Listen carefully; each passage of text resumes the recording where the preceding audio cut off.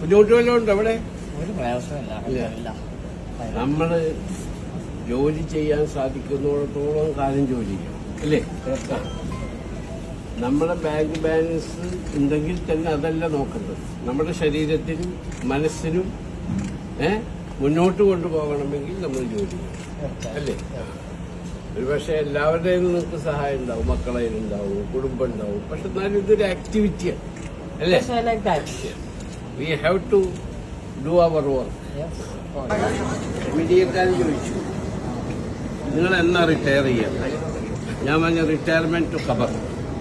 അതല്ലേ ശരി? പിന്നെ അവൻ നിശ്ചയിച്ചിട്ടുണ്ട് നമ്മുടെ ആരോഗ്യം എത്രത്തോളം ഉണ്ട്, നമ്മൾക്ക് എത്രത്തോളം ജീവിക്കാൻ പറ്റും എന്ന്. ഡിപ്പെൻഡ് ചെയ്യാം. ഖുർആൻ തന്നെ പറയുന്നു